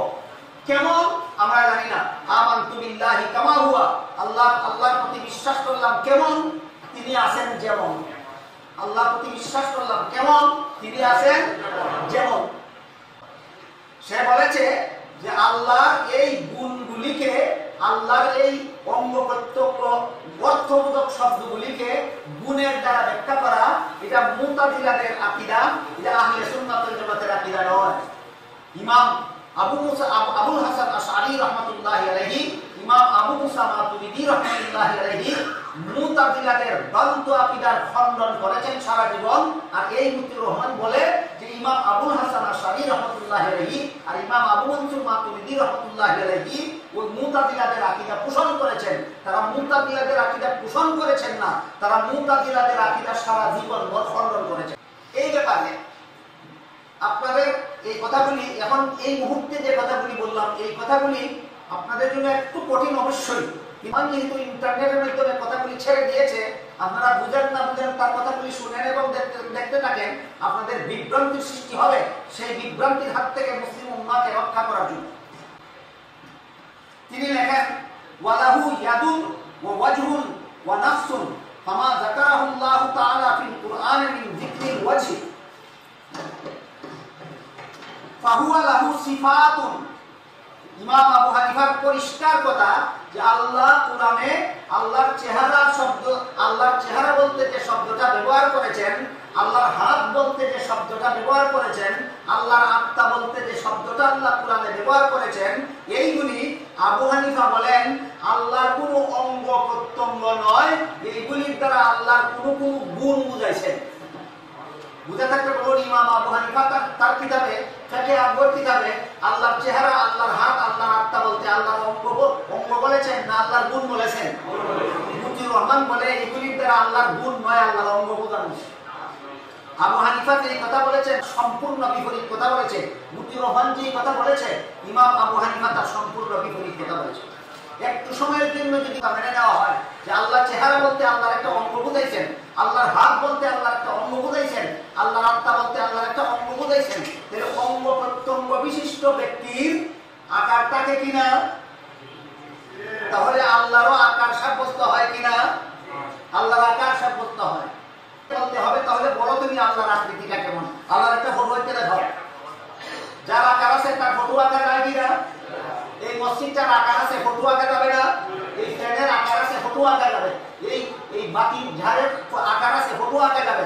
আপনার চেহারার আকার আছে, ফটো আঁকা যাবে? আল্লাহর ফটো আঁকা যায় না কেন? আল্লাহর কোনো আকার নাই, ফটো আঁকবে কোত্থেকে? কথা বুঝলেন কিনা? বলে যে আল্লাহর আকার নাই, কথাটা আমরা কি হিন্দুদের রাখি না? ইমাম আবু হানিফা রাহমাতুল্লাহ বলেন আল্লাহ এই অঙ্গ প্রত্যঙ্গ বলে আল্লাহর আকার বোঝানো হয়নি, আল্লাহর গুণাবলী বোঝানো হয়। আল্লাহর আকার নাই বলাটা হিন্দুদের আকীদা। তোমার মতো মুসলমানের আকীদা যদি আল্লাহর আকার আছে বলো, তাহলে আমাদেরকে বলো আল্লাহর আকারটা কেমন? আজ পর্যন্ত কোনো বাপের বেটা বলতে পারবে আল্লাহর আকার কেমন? তাহলে আল্লাহর আকার আছে পাইলা কোথা তোমায়? তুমি আল্লাহর আকার আছে এরকম বলা কথা, এটা ইসলামী আকীদা, বিশ্বাস নয়। ইমাম আবু হানিফা রাহমাতুল্লাহি আলাইহি লেখা কিতাবে এই রেফারেন্সটা সেও বলেছে, কিন্তু যেখানে ইমাম আবু হানিফা বলেছেন যে আল্লাহর হাত বলতে আল্লাহর গুণ বোঝানো হয়েছে, আল্লাহর চেহারা বলতে আল্লাহর গুণ বোঝানো হয়েছে, আল্লাহর আত্মা বলতে আল্লাহর গুণ বোঝানো হয়েছে, সেটার অর্থ গোপন রেখেছে। কিতাবের কিছু অংশ প্রকাশ করেছে আর কিছু অংশ গোপন করেছে। যে ব্যক্তি আল্লাহর কোরআনের কিছু অংশ প্রকাশ করে, কিছু অংশ গোপন রাখতে পারে, যে ব্যক্তি আল্লাহর কোরআনের যে আয়াতে আল্লাহ আসমানে আছেন, আরশে আছেন বলেন, সেই আয়াত বলে যে আল্লাহ আমাদের সাথে আছেন, সেই আয়াতগুলির অপব্যাখ্যা করতে পারে, সেই ব্যক্তি এক কথায় যে ব্যক্তি কোরআনের অপব্যাখ্যা করতে পারে, সেই ব্যক্তি ইমাম আবু হানিফার কিতাবের অপব্যাখ্যা করা বিচিত্র কি? আমার কথা বুঝে থাকলে বলুন, ইমাম আবু হানিফার কিতাবের যে ব্যাখ্যা ইন্টারনেটে বক্তব্য দিয়েছে, এই ব্যাখ্যা সহি ব্যাখ্যা না গলত ব্যাখ্যা? ইমাম আবু হানিফার কথা না তার মন গড়া কথা? এগুলি ইমাম আবু হানিফা রাহমাতুল্লাহি আলাইহির কথা নয়, এগুলি হলো মন গড়া কথা। ইমাম আবু হানিফা রাহমাতুল্লাহি আলাইহির অনুসারী হইলো আমরা হানাফি মাযহাব। মুজিবুর রহমান বলে হানাফি মাযহাবের আকীদা কুরআন বিরোধী আকীদা, কুফরি আকীদা। শাফিঈ মাযহাবের আকীদা ঈমান বিরোধী, কুরআন বিরোধী, কুফরি আকীদা। মালিকি মাযহাবের আকীদা ঈমান বিরোধী, কুফরি আকীদা। হানাফি মাযহাবের আকীদা ঈমান বিরোধী, কুফরি। শাফিঈ মাযহাবের আকীদা ঈমান বিরোধী, কুফরি। মালিকি মাযহাবের আকীদা ঈমান বিরোধী, কুফরি। তুমি আসমানের সাত একজন ঈমানদারি আকীদাওয়ালা প্রত্যেকে আসলা? বলুন, ইমাম আবু হানিফা কুরআন হাদিস বেশি বুঝতেন না মুজিবুর রহমান কুরআন হাদিস বেশি বুঝতেন? ইমাম আবু হানিফা রাহমাতুল্লাহি আলাইহি, ইমাম শাফিঈ রাহমাতুল্লাহি আলাইহি, ইমাম মালিক রাহমাতুল্লাহি আলাইহি আল্লাহর কুরআন এবং রাসূলের হাদিস যতটুকু বুঝতে পেরেছিলেন, বর্তমান দুনিয়ার সমস্ত আলিমরা সম্মিলিতভাবেও ততটুকু বুঝতে পারে। কুরআনের যে সমস্ত আয়াতের দ্বারা ইসলামের বিধিবিধান প্রমাণিত হয়, রাসূলের যে সমস্ত হাদিসের দ্বারা ইসলামের বিধিবিধান প্রমাণিত হয়, সবগুলি আয়াত এবং সবগুলি হাদিস ইমাম আবু হানিফা জানতেন, ইমাম শাফিঈ জানতেন, ইমাম মালিক জানতেন, ইমাম আহমদ বিন হাম্বল জানতেন। হাদিস জানতেন না এই জন্য, না জানতেন সেই জন্য? তারা নিজেদের জানার থেকে হাদিসের কিতাব লিখেছেন। বর্তমান দুনিয়ার যে কোনো আলিমকে কোনো হাদিস জিজ্ঞেস করলে জানার থেকে বলতে পারবে না, কিতাব দেখে বলতে হবে। কথা বুঝতে পারছেন? বর্তমান দুনিয়ার যে কোনো আলেমকে কোনো হাদিস জিজ্ঞাসা করলে নিজের জানার থেকে বলতে পারবেন না, হাদিসের কিতাব থেকে বলতে হবে। কিতাব দেখে বলতে হবে। আবু হানিফাকে হাদিসের কিতাব থেকে বলতে হতো না, নিজের জানার থেকে হাদিস বলতে পারতেন। ইমাম শাফিঈ কিতাব দেখে বলতে হতো না, নিজের জানার থেকে হাদিস বলতে পারতেন। ইমাম মালিকের কিতাব দেখে বলতে হতো না, নিজের জানার থেকে হাদিস বলতে পারতেন। ইমাম আহমদ বিন হাম্বল জানার থেকে হাদিস বলতে পারতেন, কিতাব দেখতে হতো না। সুতরাং বর্তমান দুনিয়ার আলেমরা কুরআন হাদিস বেশি জানে না চার মাযহাবের চার ইমাম বেশি জানে? এবার শুনেন, যারা জানে না তারা কি করবে? আল্লাহ কোরআনে বলেন, ফাসআলু আহলা যিকরি ইন কুনতুম লা তা'লামুন। তোমরা যারা জানো না, তারা যারা জানে তাদের অনুসরণ করো। তোমরা যারা জানো না, তারা যারা জানে তাদের অনুসরণ সে বলে যে ইমাম আবু হানিফার লেখা কিতাবের বিপরীতটা কি বর্তমান হানাফি মতবাদের চলে, ভ্রান্ত কথা, ভুল কথা। হানাফি ইমাম আবু হানিফা রাহমাতুল্লাহ আলাইহি লিখিত কিতাবের ব্যাখ্যা করেছেন আল্লামা আব্দুল্লাহ আলী আল কারি রাহমাতুল্লাহ আলাইহি। সে বলেছে যে আবুল হাসান আশআরী আর আবু মনসুর মাতুরিদির অনুসরণ করি আমরা তিন মাযহাবের লোকেরা, হানাফি, শাফিঈ, মালিকি মাযহাবের লোকেরা, আবু হানিফার মাযহাব অনুসরণ করি না। ভুল কথা, ভ্রান্ত কথা বলেছে। এরা বলে যে আমরা নাকি মুতাজিলাদের আকীদা পোষণ করি। কখনো নয়। মুতাজিলাদের আকীদা খণ্ডন করার জন্য আবুল হাসান আশআরী আহলে সুন্নাত ওয়াল জামাতের ইমাম সাব্যস্ত হয়েছে। বিস্তারিত বিবরণ কিতাবে লেখা আছে। আমার লেখা একটা কিতাব, বাংলা বই আছে, প্রকৃত আহলে সুন্নাত ওয়াল জামাত পরিচিতি। আমার বইয়ে আহলে সুন্নাত ওয়াল জামাতের বিন্যস্তকরণের ইতিহাস সবিস্তারে লেখা আছে, সেখানে আপনারা পাবেন। সংক্ষেপে আমাদের একটু শোনাই। হযরত রাসূল করিম সাল্লাল্লাহু আলাইহি ওয়াসাল্লামের জামানাত থেকে, রাসূল করিম সাল্লাল্লাহু আলাইহি ওয়াসাল্লামের জামানাত থেকে ইমাম আবু হানিফার জামানা পর্যন্ত, ইমাম শাফিঈর জামানা পর্যন্ত, ইমাম মালিকের জামানা পর্যন্ত, ইমাম আহমদ বিন হাম্বলের জামানা পর্যন্ত মুসলমানি আকীদা বিশ্বাস শুধুমাত্র কুরআন হাদিসের দ্বারা প্রমাণ করা হয়। শুধুমাত্র রাসূলের যুগে ইসলামী আকীদা বিশ্বাস শুধুমাত্র কুরআন হাদিসের দ্বারা প্রমাণ হইত। খুলাফায়ে রাশিদিনের যুগে, সাহাবায়ে কেরামের যুগে ইসলামী আকীদা বিশ্বাস শুধুমাত্র কুরআন হাদিসের দ্বারা প্রমাণ করা হয়। কিন্তু পরবর্তী যুগে এসে মুসলমান নামে একটা নতুন দলের সৃষ্টি হইল। এই দলটার নাম মুতাজিলা দল। আরো বহু দল সৃষ্টি হয়েছে, এর মধ্যে একটা দলের নাম মুতাজিলা দল। মুতাজিলা দলে বলে যে আল্লাহর গুণ বলতে কিছু নাই। আল্লাহর গুণ বলতে কিছু নাই। কারণ এমন একটা কঠিন দর্শন তারা পেশ করেছে, যেই দর্শন আপনাদেরকে বোঝানো আমার জন্য অত্যন্ত কঠিন হবে। তবুও সংক্ষেপে বলে একটু বোঝার চেষ্টা করুন। মুতাজিলা দলে বলে যে আল্লাহর যদি কতগুলি গুণ আছে বিশ্বাস করো, তাহলে বলতে হবে জিজ্ঞাসা করবো ওই গুণগুলি কি আল্লাহর যেমন কোনো শুরু নাই, আল্লাহর গুণগুলিরও কোনো শুরু নাই।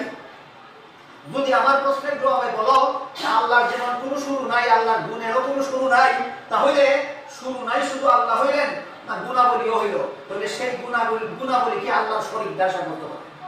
মুতাজিলাদের ভ্রান্ত যুক্তি। মুতাজিলাদের ভ্রান্ত যুক্তি।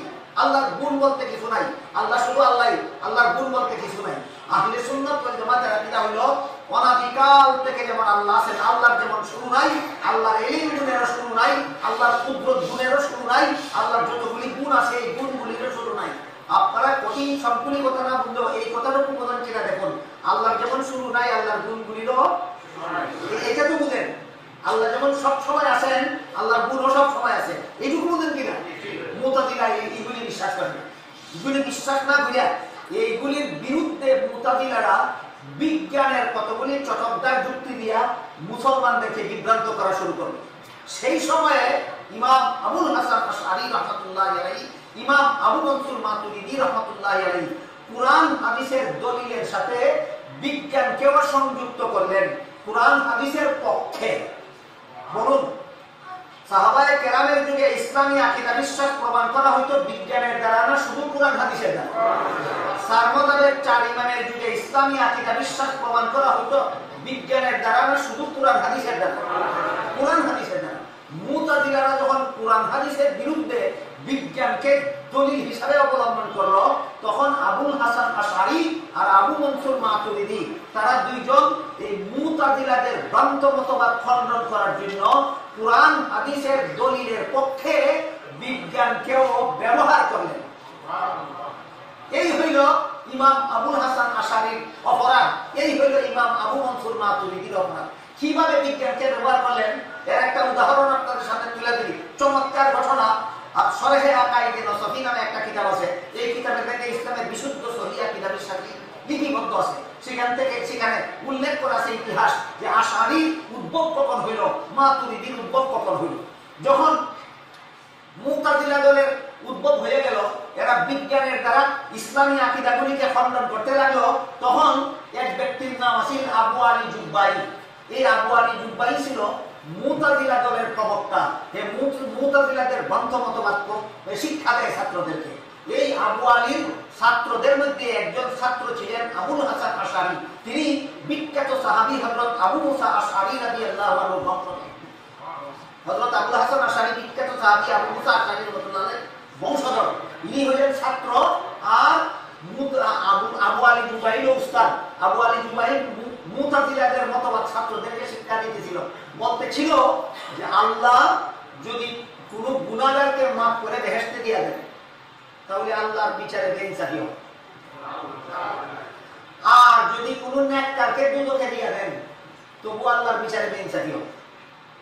ইনসাফের বিচার হবে নেককারকে যদি বেহেশতে দেন আর গুনাহগারকে যদি দুজকে দেন। তখন ছাত্র আবুল হাসান আশআরী ওই মুতাজিলা পণ্ডিত উস্তাদ আবু আলী জুবাইরকে জিজ্ঞাসা করলেন, তাহলে আপনি ওই তিন ভাই সম্পর্কে কি বলেন যে তিন ভাইয়ের এক ভাই বড় হয়ে গুনার কাজ করে মরল, আরেক ভাই বড় হয়ে সওয়াবের কাজ করে মরল, আরেক ভাই ছোটবেলায় শিশুকালে মরল। শিশুকালে যে মরল তার কোনো সওয়াব নাই, তার কোনো গুনাহ নাই। মুতাজিলাদের আকীদা হলো যার সওয়াব নাই তার বেহেশতে দিলে অপরাধ দিব, দুজখ দিলে অপরাধ দিব, বেহেশতে দিলে অপরাধ দিব, দুজখ দিলেও অপরাধ দিব। ছাত্র আবুল হাসান আশআরী পণ্ডিত উস্তাদ আবু আলী জুবাইরকে জিজ্ঞাসা করলেন, তাহলে আপনার মতবাদ অনুপাতে ওই তিন ভাই সম্পর্কে আপনি কি বলেন?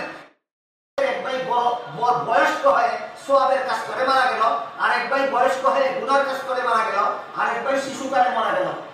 জুবাইর জবাব দেয়, এই মুতাজিলা পণ্ডিতের জবাব দেয়, বিচার পরিষ্কার, যে ভাইটা বড় হয়ে সওয়াবের কাজ করে মরল আল্লাহ তাআলা জান্নাতে দিয়ে দিবেন, যে ভাইটা বড় হয়ে গুনার কাজ করে মরল আল্লাহ তাআলা জাহান্নামে দিয়ে দিবেন, আর যে ভাইটা শিশুকালে মারা গেল সওয়াব নাই গুনাহ নাই তারে বেহেশতে দিলেও আল্লাহর বেইনসাফি হবে, দুজকে দিলেও আল্লাহর বেইনসাফি হবে। তারে আর আপনার মুখের মানে একটা স্থানে আল্লাহ দিবেন যেখানে সাজাও নাই, শাস্তিও নাই, নিয়ামতও নাই। তখন ছাত্র আবুল হাসান আশআরী এই মুতাজিলা পণ্ডিতকে জিজ্ঞাসা করলেন, আল্লাহ তখন যদি এই শিশু ছেলেটা আল্লাহর কাছে জিজ্ঞাসা করে, হে আল্লাহ আমার বড় ভাইকে আপনি জান্নাতে দিলেন, আমাকে জান্নাতে দিলেন না কেন? তাহলে আল্লাহ কি জবাব দিবেন? বলে আল্লাহ জবাব দিবেন, আমি আমার ইলমে গায়বের দ্বারা জানতাম তোমারে যদি লম্বা হায়াত দেই, তোমারে যদি তোমার কোনো সওয়াব নাই এই জন্য তোমারে বেহেশতে দিলাম না। তখন ছাত্র প্রশ্ন করেন যে এই শিশু যদি আল্লাহকে জিজ্ঞাসা করে, আল্লাহ আমার বড় ভাইকে লম্বা হায়াত দিছ, সওয়াবের কাজ করার সুযোগ দিছ, সুযোগ পাইছে, সওয়াবের কাজ করতে বেঁচে গেছে, আমার এই শিশুকালে মরণ দিছ, আমার যদি লম্বা হায়াত দিতে তাহলে আমিও তো সওয়াবের কাজ করতাম, বেঁচে যেতাম, আমার এই শিশুকালে মরণ দিলে কেন? তখন আল্লাহ কি জবাব দিবেন? বলে আল্লাহ জবাব দিবেন, তোমারে যদি লম্বা হায়াত দিতাম তুমি সওয়াবের কাজ না কইরা গুনার কাজ কইরা জাহান্নামে যেতা, এই জন্য তোমাকে লম্বা হায়াত না দিয়া শিশুকালে মরণ দিয়া জাহান্নাম থেকে বাঁচাইলাম। আল্লাহ বলে এই জবাব দিবেন শিশুরে। তখন ছাত্র আবুল হাসান আশআরী পণ্ডিত আবু আলী জুবাইরকে জিজ্ঞাসা করে, তখন যদি আল্লাহকে ওই গুনাহগার ভাইটা জিজ্ঞাসা করে, আল্লাহ আমার ওই ভাই, আমার ওই ছোট ভাইটা বড় হইলে গুনাহ করে জাহান্নামে যাইব, এই কারণে তাহলে শিশুকালে মরণ দিয়া জাহান্নাম থেকে বাঁচাইছো, আমার ব্যাপারে তো তোমার জানা ছিল যে আমি বড় হইলে গুনাহ করে জাহান্নামে যাইব, আমাকে লম্বা হায়াত দিয়ে জাহান্নামে বানাইয়া কেন? তখন আল্লাহ কি জবাব দিবেন? তখন এই পণ্ডিত আর কোনো জবাব দিতে পারবে না। কথা বুঝে থাকলে বলুন, এই মতবাদের নাম মুতাজিলা মতবাদ। এই মতবাদের নাম মুতাজিলা মতবাদ। তুমি বলেছে এই মুতাজিলা মতবাদে নাকি হানাফি মাযহাবের বিশ্বাসী। নাউযুবিল্লাহি মিন যালিক। এই মুতাজিলা মতবাদে হানাফিরা বিশ্বাসী নয়। হানাফি মাযহাবেরা বিশ্বাসী কোন কথার উপর? যে আল্লাহ পাক রব্বুল আলামিন গুনাহগারকে মাফ করে জান্নাতে দিলেও আল্লাহর কোনো অবিচার হবে না, এমনকি নেককারকে জাহান্নামে দিলেও আল্লাহর কোনো অবিচার হবে না। শিশুকালে যে মারা গেল তারা জান্নাতে দিলেও আল্লাহর অবিচার হবে না, জাহান্নামে দিলেও আল্লাহর অবিচার হবে না। এটা হলো ইসলামের সহিহ আকীদা। মুহাম্মদুর রাসূলুল্লাহ সাল্লাল্লাহু আলাইহি ওয়াসাল্লাম হাদিস শরীফের মাধ্যমে এমন আকীদাই শিক্ষা দিয়েছেন। হানাফি মাযহাবের আকীদা বিশ্বাস, মুহাম্মদুর রাসূলুল্লাহর শিক্ষা দেওয়া হাদিসের আকীদা বিশ্বাসের কোনো এর একটা হাদিস মাত্র আজকে আপনাদের শোনাই। আল মুস্তাদরাক লিল হাকিম নামক বিখ্যাত হাদিসের কিতাব আছে।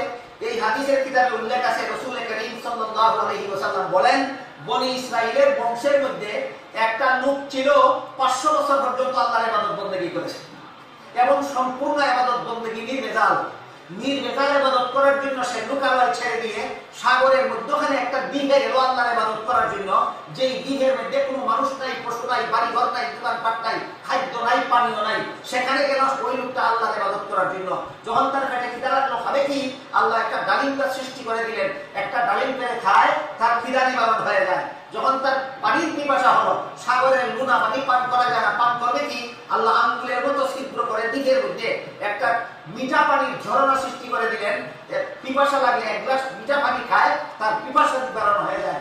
এইভাবে খিদা লাগলে ডালিম খায়, খিদা নিবারণ হয়ে যায়। পিপাসা লাগলে ঝরনার পানি খায়, পিপাসা নিবারণ হয়ে যায়। এই অবস্থায় ওই লোকটা বাকি সময় ইবাদত বন্দেগী করে কাটায়। ওই দিনের মধ্যে 500 বছর পর্যন্ত আল্লাহর ইবাদত করে। বুঝা থাকলে বলুন, রাসূলের বর্ণিত হাদিসে এই লোকটা কতদিন আল্লাহর ইবাদত বন্দেগী করে? 500 বছর। এই লোকটা মরণের আগে আল্লাহর কাছে দোয়া করলো, হে আল্লাহ, আমি যে তোমাকে ইবাদত বন্দেগী করার জন্য তোমাকে সিজদা করি, এই রকম একটা সিজদার মধ্যে যেন আমার মরণ হয়। আর মরণের পরে লাশ যেন মাটি খাইতে না পারে, কিয়ামত পর্যন্ত আমার লাশটা যেন সিজদার মধ্যে থাকে। আল্লাহ তার দোয়াগুলি কবুল করেছেন। সিজদার মধ্যেই তার মরণ হয়েছে এবং কিয়ামত পর্যন্ত তার লাশটা সিজদার মধ্যেই থাকবে।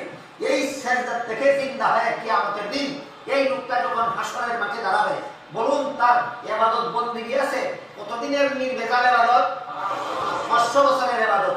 আল্লাহ পাক রব্বুল আলামিন, আল্লাহর রাসূল বলেন, আল্লাহ পাক রব্বুল আলামিন একজন ফেরেশতাকে বলবেন, হে ফেরেশতা, এই বান্দা আমার ইবাদত বন্দেগী করেছে 500 বছর পর্যন্ত, নির্ভেজাল ইবাদত, তার কোনো গুনাহ নাই, তুমি আমার দয়ায় তাকে জান্নাতে পৌঁছে দাও। আল্লাহর রাসূল বলেন, তখন ওই লোকটা আল্লাহকে বলবে, হে আল্লাহ, তোমার দয়ায় যদি আমার জান্নাতে যেতে হয়, তাহলে আমার 500 বছরের ইবাদত কোন কাজে লাগবে? আল্লাহ তার প্রশ্নের কোনো জবাব না দিয়া আবার বলবেন ফেরেশতাকে, ও ফেরেশতা, আমার বান্দাকে আমার দয়ায় জান্নাতে পৌঁছে দাও। আবার ওই লোকটা আল্লাহকে জিজ্ঞেস করবে, হে আল্লাহ, তোমার দয়ায় যদি আমার জান্নাতে যেতে হয়, তাহলে আমার 500 বছরের ইবাদত গেল না। দুইবার রিপিট করার পরে আল্লাহ বলবেন, ঠিক আছে, তুমি যদি তোমার ইবাদত বন্দেগীর হিসাব মিলাইয়া জান্নাতে যেতে চাও, আমার বাগানায় হিসাব মিলাও, হিসাব মিলাও। আরম্ভ হবে বান্দার সাথে আল্লাহর হিসাব মিলানো। আল্লাহ রাসূল বলেন, সর্বপ্রথম চোখের হিসাব মিলানো। সর্বপ্রথম কিসের হিসাব? চোখের হিসাব। চোখের হিসাব মিলাইতে গিয়া দেখা যাবে, আল্লাহ যদি তার মায়ের গর্ভে জন্মের সময় দয়া করে দুইটা চক্ষু না দিতেন, তাহলে তার 500 বছরের ইবাদত বিক্রি করেও 2 চক্ষু পাওয়া যেত না। কথাটা বুঝতে পারছেন আপনারা? তাহলে হিসাব মিলাইতে গিয়া কি পাওয়া গেল? তার 500 বছরের ইবাদতের দ্বারা আল্লাহর দেওয়া দুইটা চোখের মূল্য ও হয় না। দুইটা চোখের মূল্য হয় না।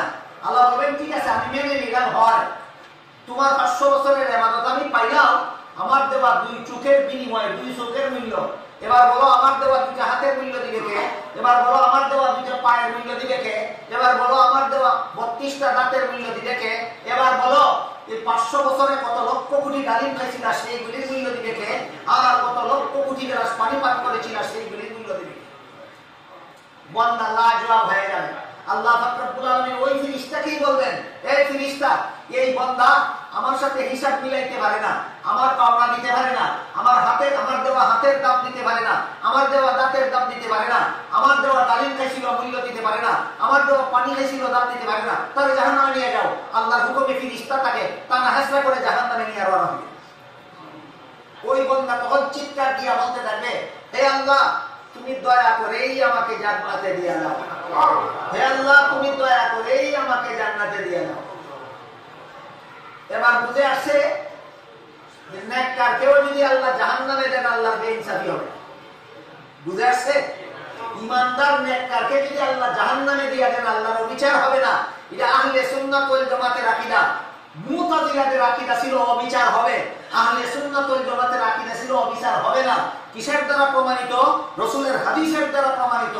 প্রচার করেছেন সারা দুনিয়া থেকে ইমাম আবুল হাসান আশআরী রাহমাতুল্লাহি আলাইহি, ইমাম আবু মনসুর মাতুরিদি রাহমাতুল্লাহি আলাইহি। এই দুইজন সারা দুনিয়ার সমস্ত মুসলমানদের আকীদার ইমাম। সারা দুনিয়ার সমস্ত মুসলমানদের আকীদার ইমাম ইমাম আবুল হাসান আশআরী রাহমাতুল্লাহি আলাইহি, ইমাম আবু মনসুর মাতুরিদি রাহমাতুল্লাহি আলাইহি। আমলের ইমাম হইলেন 4 জন। আবু হানিফা রাহমাতুল্লাহি আলাইহি হানাফি মাযহাবের মুসলমানদের আমলের ইমাম, ইমাম শাফিঈ রাহমাতুল্লাহি আলাইহি শাফিঈ মাযহাবের মুসলমানদের আমলের ইমাম, ইমাম মালিক রাহমাতুল্লাহি আলাইহি মালিকি মাযহাবের মুসলমানদের আমলের ইমাম, ইমাম আহমদ বিন হাম্বল রাহমাতুল্লাহি আলাইহি হাম্বলি মাযহাবের মুসলমানদের কিসের ইমাম? আমলের ইমাম। আর 4 মাযহাবের আকীদার ইমাম, 4 মাযহাবের আকীদার ইমাম আবু মনসুর মাতুরিদি রাহমাতুল্লাহি আলাইহি, আবুল হাসান আশআরী রাহমাতুল্লাহি আলাইহি, এই দুইজনে মিলে মুতাজিলাদের ভ্রান্ত মতবাদ খণ্ডন করেছেন। মতিউর রহমান তার বক্তব্যে বলেছে এই দুইজন মুতাজিলাদের ভ্রান্ত মতবাদ গ্রহণ করেছেন। সত্য বললো না মিথ্যা বললো? এই বক্তব্য ইন্টারনেটে শুনে শুনে অসংখ্য গণিত মুসলমান ইমাম আবু হানিফা সম্পর্কে ভ্রান্ত মতবাদ পোষণ করে, আবুল হাসান আশআরী সম্পর্কে ভ্রান্ত মতবাদ পোষণ করে, আবু মনসুর মাতুরিদি সম্পর্কে ভ্রান্ত মতবাদ পোষণ করে। আমার এতক্ষণের আগাগোড়া কথাগুলি বুঝে থাকলে এবার আপনাদেরকে দুইটা কথা জিজ্ঞাসা করবো। এক নম্বর, আল্লাহ আছেন কোথায়? কিভাবে? পরিষ্কার হইল? এই আকীদা আজকে থেকে যেন আমাদের সকলের মজবুত হয়ে যায়। হানাফি মাযহাবের এই আকীদা যে আল্লাহ সবখানে আছেন যেভাবে তার পক্ষে সম্ভব। শাফি মাযহাবের এই আকীদা, মালিকি মাযহাবের এই আকীদা, হাম্বলি মাযহাবের এই আকীদা। আল্লাহ যে যতখানে আছেন বলে কোরআনে বলেছেন, সবখানে আল্লাহ আছেন। কিভাবে আমি জানি না, যেভাবে তার পক্ষে সম্ভব সেইভাবে আছেন। কথা বুঝে আসছে?